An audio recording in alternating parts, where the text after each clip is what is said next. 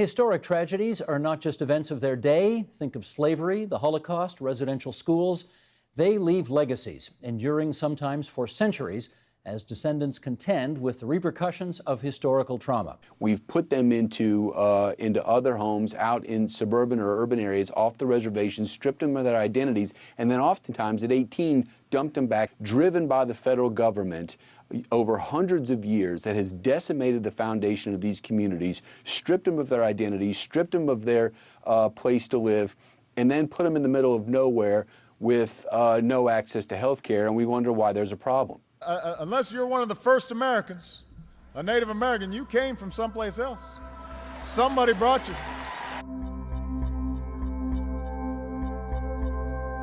The Western approach to give a medicine is still just another way of treating the symptom.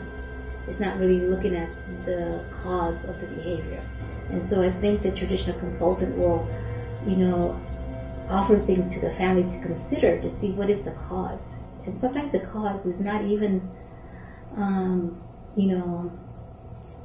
even something in this present time. It might be a reaction, again, the historical trauma that the child might be exhibiting some of the, the unresolved grief from a generation before them. And so the clinical psychologist might not always bring this to the family to consider. And so the traditional consultant will sometimes open it up and offer this as a way, another perspective to look at it. And then so an intervention might be, teaching the family and the child about the history and putting things in perspective to understand why the behaviors are there.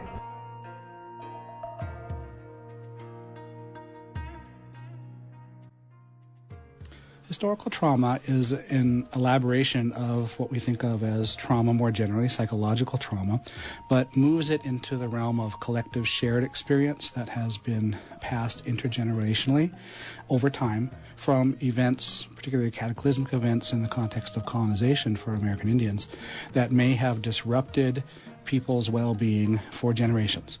And so it's a way of talking about social ills today in particular communities that can be traced back to all sorts of difficult, trying, overwhelming historical experiences like military engagements with the U.S. Army, reservation captivity, resource theft, etc.